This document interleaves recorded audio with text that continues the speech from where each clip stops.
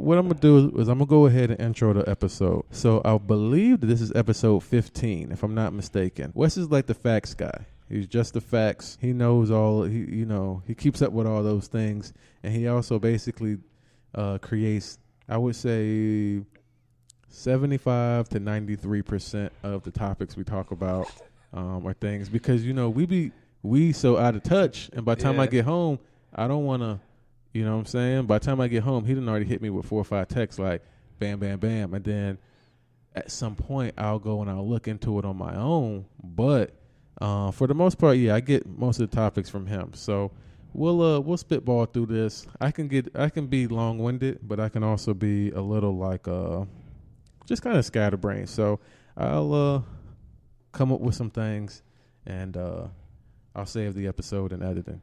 So first, let me ask you this: do you listen to any podcasts? Last podcast I listened to. Hold on. Okay, so I actually still didn't intro the episode. I forgot just like that. Okay, so it's episode 15 of The Verdict. I'm your host, Splash Jordan. I am Wes Taylor is not here today, but we're joined by a friend of mine, Royce. Royce thinks he has what it takes to possibly fill an open vacancy within the show. So I told him to prove it, and here he is. Royce, why don't you go ahead and introduce yourself to the people? Just, give us a little bit of information about you, who you are, what you like, briefly. Well, as you introduced, I'm Royce, born and bred right here in Raleigh, North Carolina. I've actually never done a podcast before or anything like that, so this is like a great opportunity for me that he's provided. So awesome thing to do. Born and raised pretty much a country boy, raised up on a farm. I did the whole thing, picking corn, whatever you would think of, milking cows and all that. Came to the city pretty much when I was probably like 7, 8 years old. I still went to like elementary school here in Raleigh and stuff like that, but during the summer, I'm in the fields. So I know all the old cornfield jokes and games that we used to play, so it was awesome. I thought you was from up top. I am from up top. So it's like, all right, so I was born in Raleigh, North Carolina. I was born actually in Rex Hospital. I lived in Enfield, North Carolina for quite some time. Then my mom got remarried. So then we moved up to Poughkeepsie. So I was in Poughkeepsie probably like 3 years. I'm not going to lie, I didn't enjoy it. So it's like I'll mention it. So I'll get an accent from there because I was younger. But it wasn't a good experience for me because, personal reasons. It just wasn't a good experience. So we came back down here. So that's where I will stay. I'll always say I'm from North Carolina. Just how I am. Poughkeepsie, is that what you said? Poughkeepsie, New York. Where in the hell is that? It's upstate New York. So it's like you got the city right here, and then you go further up, probably like 45 minutes up, and you're in Poughkeepsie. So how far is it from Buffalo? Probably like an hour away. Okay. So yeah, my dad's family is from Buffalo. His whole side is crazy. It's crazy dirty. Yeah. It's cold as fuck too. It's actually Poughkeepsie actually isn't too different from Raleigh. Besides the fact that it's up north. Okay. It's a little bit more farmland to a point. So it's a little bit more calm. I would say Raleigh has a bit more of a city type. But obviously you're 45 minutes from the big city, from the Big Apple. But, as far as Poughkeepsie itself, it's a lot like Raleigh. Well, I don't know. Being 45 minutes away from Raleigh and being 45 minutes away from New York City, those are two totally different cities. When you're that young and you can't really travel like that on your own. So you can't do anything regardless. Exactly. So it's like what are you going to do at 7? If you're actually born in the city, 7, 8, 9 years old, back then, yeah, you can be on the subway going everywhere, go to a whole different borough if you wanted to because you're from there and you know that. I wasn't from there. I was brought up there. My mom was kind of sketchy going up there, so it was like, it was there for a little while. She didn't enjoy it. I didn't enjoy it. My brother didn't enjoy it. Came back down here. Was it too fast? It was just we didn't know anyone. Like, I lost all my friends. I wasn't used to it. I was going from farm life to a point. That's what I'm always having fun with is, all right, so I would go to school, and then during the summertime, I would come see all my friends because I'd be in Enfield. And then you get shipped up there, and it's just like a completely different change. So it is a little bit faster. Schools are different. People are different, but I just didn't enjoy it myself personally. Okay. All right. Okay. So I think I was starting to ask you, do you listen to podcasts normally? I probably listen to maybe like one or two, honestly.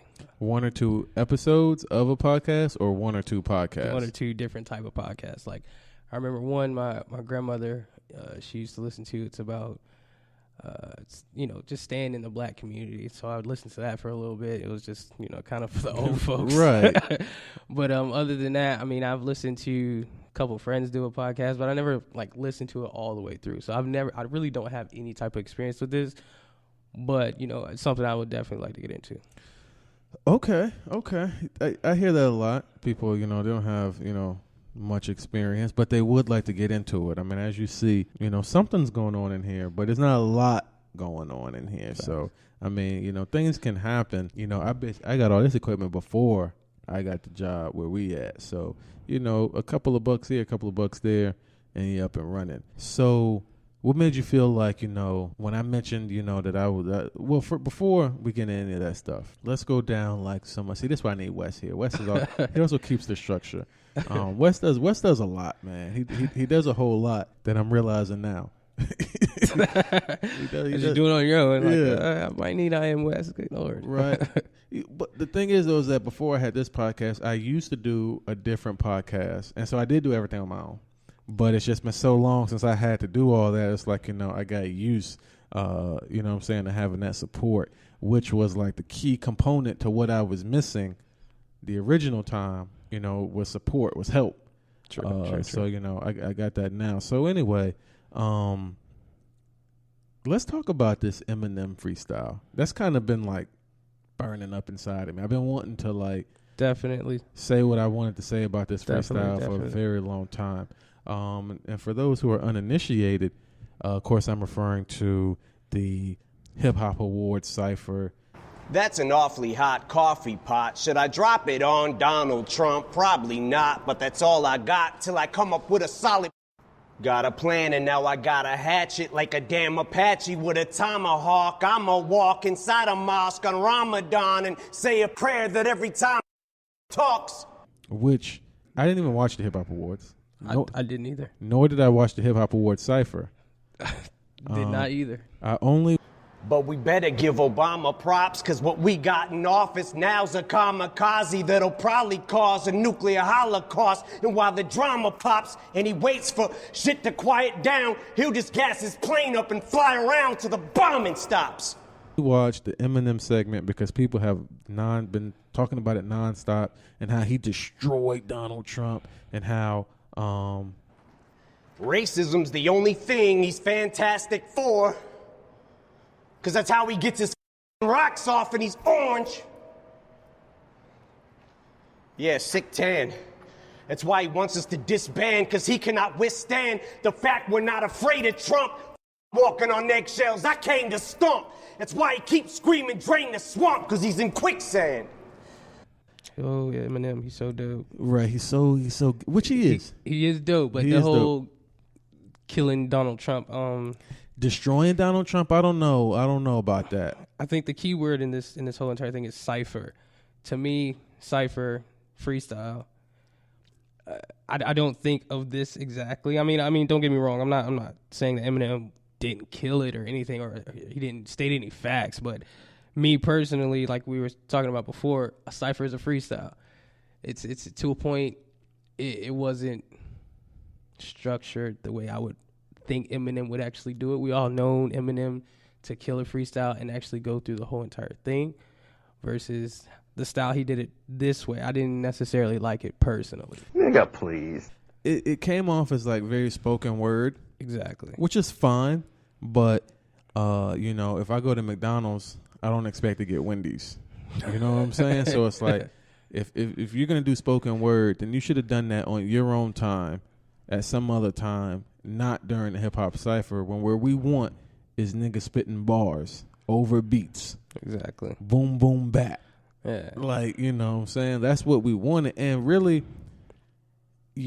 everything you're saying about Trump, I mean, yeah, okay, whatevs, but it's just I don't know, man. I mean, I applaud him for what he did, but I'm just not, so engulfed with who he is as a person that I'm just willing to be like, oh man, it was the greatest thing I've ever seen in my life, and no one can rap better than he, and he is I, and I am him, and you know, God, and blase blah, blase blah. Yeah, that's a bit over exaggerated. Right. So, oh man, they really looking around trying to get in here. But we'll be good though. I'm gonna hold the fort down for these 20 minutes. I mean, I could move right now, but I'm not going to. So anyway, man, I just think that, and I've said this before, you know, it's 2017, and Eminem is kind of, you know, he's over the hill. He's past his prime. You will not get another Stan or another Marshall Mathers quality, you know, album from him.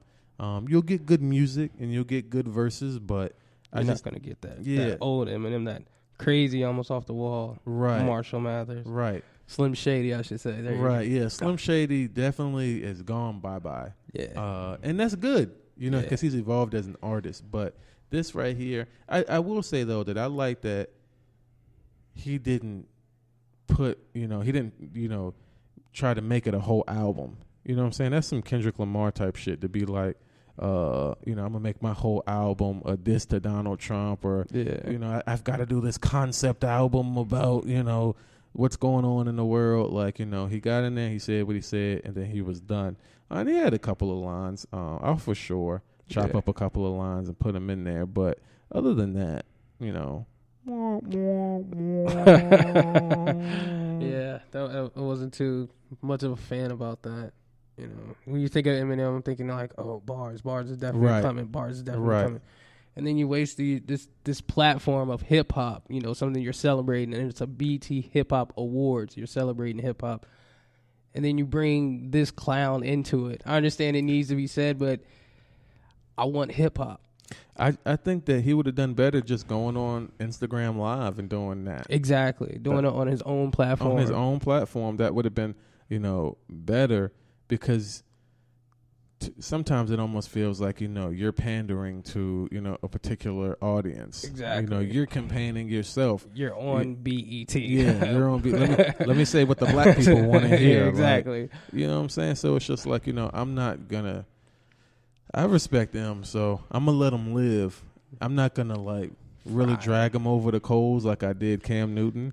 That's because I actually have respect for Eminem, but I'm not as sold as other people were. So what else is going on, man? What else noteworthy? When I asked you, and I was like, okay, when you made the statement that, you know, I'd love to be on the show, I'm down to do it. So, like, would you say you're a very outspoken person, or like, you know, like let's get into Royce for a bit. Like, you know, what's like, you know, the end game for you? I was actually thinking about this myself, and I was like, wow, you know, I got a friend and got an opportunity to give me a feature on a podcast. I'm like, well, let me see what will that do for me? Like, like you're saying, what is my end goal? I still, honestly, I haven't even thought of it. Like, I've thought of it, but I don't know the actual outcome of it. Like, maybe this might be something I can get comfortable with, talking topics to different certain people, maybe even hosting it, you know, eventually one day, something like that. You know, talking about current events. You know, usually before I was so out of tune with the world, I was definitely up on news and whatnot. So I get home, I'll turn on WRAL just to see what's going on. Like this, I think the most captivating thing to me, I'm still stuck on, is that whole Las Vegas shooting thing. Like, you know, I still keep up on that just because I was actually at work and I saw it just cross. I was like, what in the world is this? You know, kills like 56 people or something like that, and just an open fire shot. I'm like, oh my goodness. But just definitely trying to host something or do something to get my name out there for a reason, you know, I haven't thought of yet, but hopefully it'll come to me now that I'm starting to do it. Or if I get another opportunity to be on the show, then I'll definitely, you know, have a little bit more to bring. This being my first time, so I'm a little uneasy on things, on what do I want to bring to the show, what can I offer to the show, because I'm not gonna lie, I watch a lot of, you know, YouTube videos on like radio shows and things like that. Like I watch what was it? The thing with DJ Academics. I was just about to ask, do you watch Everyday Struggle? Exactly, I do watch Everyday Struggle. Right. So it was something like, yo, I would love to do that. You know, just sit and talk about things that I personally think are right and wrong and things like that. Get people getting my perspective on things. You know, because I always consistently see other people giving out their opinion. I'm like, well, I believe my opinion matters. I believe if I can, really research a subject, I can bring something to the table. You know, so like something like Everyday Struggle, I still watch what's that The Breakfast Club, things like that. So, just keeping up on current events and things like that. That's something I would definitely be interested in doing. Okay, all right. Well, what I'm looking for in this show is I'm basically looking to take I'm looking for individuals who would like to go to the next level and who are willing to put in the work required to go to the next level. Definitely. I produce a lot of content I maybe haven't disclosed to you. I'm so deep in the things that I do, and it's a lot of things. Like I got animated series. I actually got 2 animated series that I'm working on. I produce like documentaries, commercials, movies, script writing. Definitely trying to stay busy. Yeah, trying to get money. That's the goal of everything. Right, trying to make $1 million and just doing the things that I love and things that I enjoy and things that I'm good at. Well, how do you feel about just approaching people and just having a conversation with them?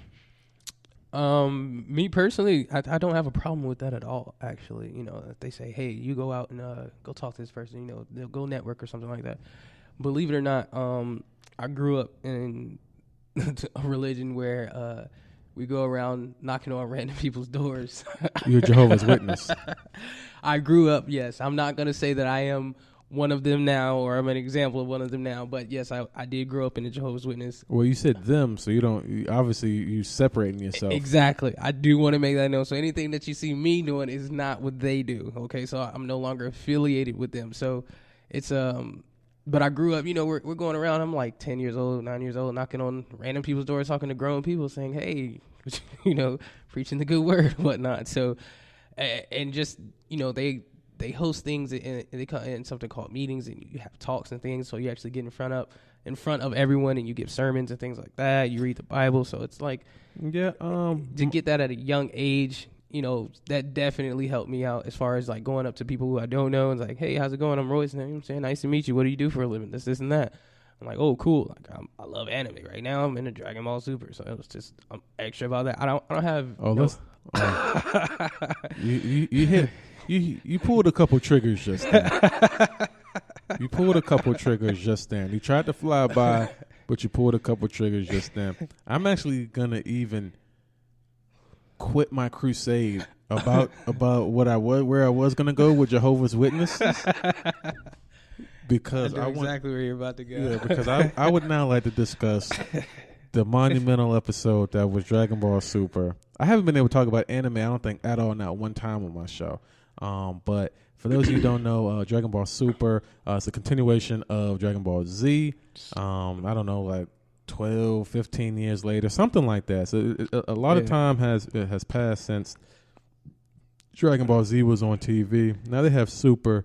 And don't get confused. Like Dragon Ball Z goes straight to Dragon Ball Super. I know a lot of people have like, "Oh, well, what happened to Dragon Ball GT?" That is totally different. Yeah, what's his name? Torio Ararama or something like that? Akira Toriyama. Akira Toriyama. There you go. That's the writer, creator, producer of Dragon Ball Z. Dragon Ball Z was very popular. Early 90s, especially across seas.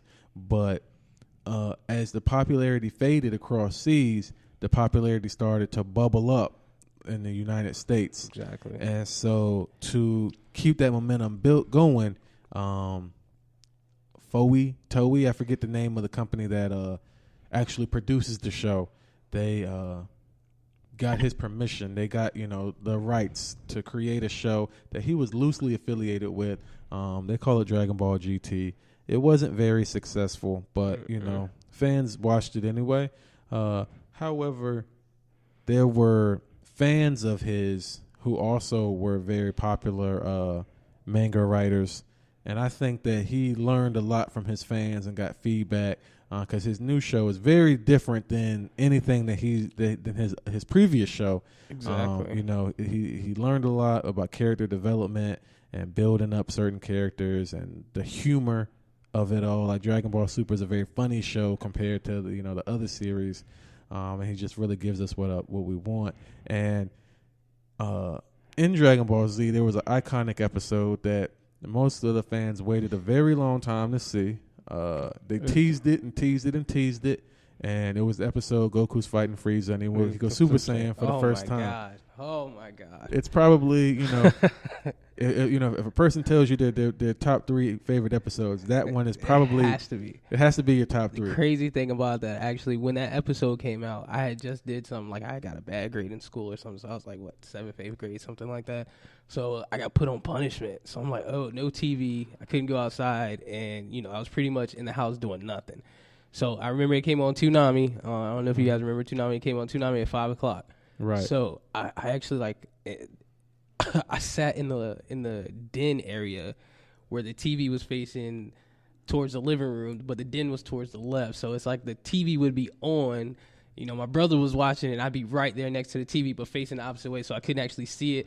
But what I was doing, I was looking at the reflection of a picture that I used to hang up over the couch, so I could see the episode. And it was so crazy. Because my parents knew we were super, super fanatics for Dragon Ball Z. So it was like I would do anything to watch that. So then it was so crazy. They don't even get off till like 5:30. Today they wanted to get off at 5 o'clock, exactly when the show started. So I'm sitting there. I'm like right next to the TV. They walk in. I'm like, oh, snap. I'm not supposed to be watching TV. And they're like, it's all right. Just watch it. After that, no more TV. Because they knew how much a fanatic I was. And I mean, it's the episode to watch. We've been waiting.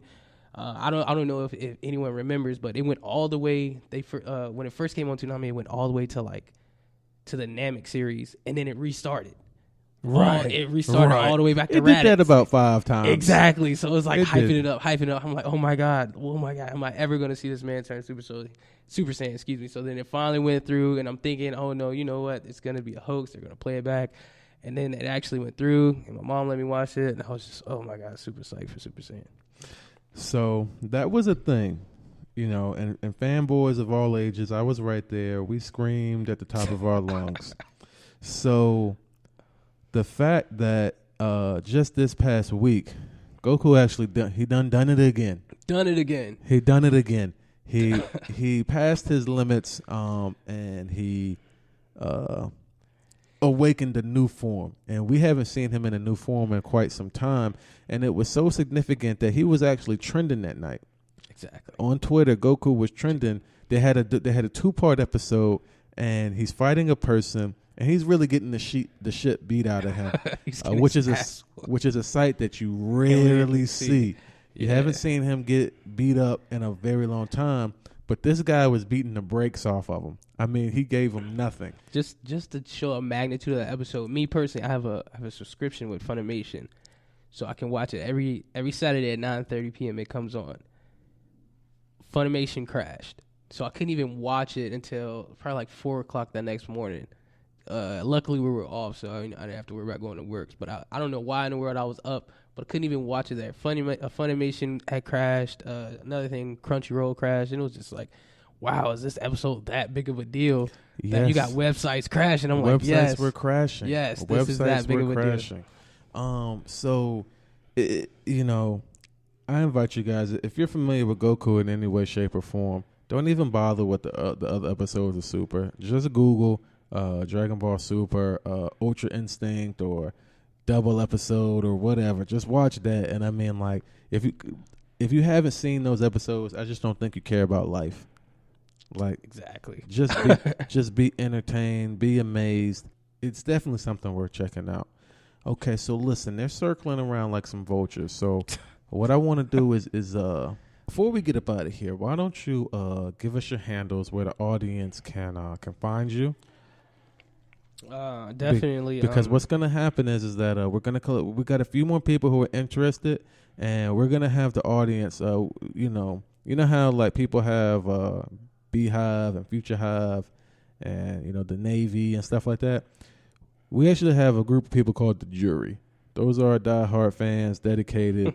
So we're gonna have the jury weigh in on who they would like to see come back as a third chair. So definitely give your handle so people can find you, follow you, support you. You can definitely catch me on Instagram, the R59. Facebook, follow me there, just Royce Hunter. So you do play on the Royce the 5'9"? Oh, of course. Oh my God. Snapchat R59 if you want to add me. I'm there. I'm actually very active on Snapchat. So I don't have Is your Snapchat lit? It's a little explicit, but yeah, it's definitely Okay, lit. all right. So boom, there we go. Definitely check me out, R59, and go ahead and add me. It's R-59, so don't just put R59. So definitely, I do use the Royce the 59 handle quite a bit. Okay. All my gamer tags and everything like that. So Okay, all right. So, and this is something I ask all the guests to come on the show. If you could give us one misconception about you, or tell us one thing that people don't know about you that you would like them to know, what would it be?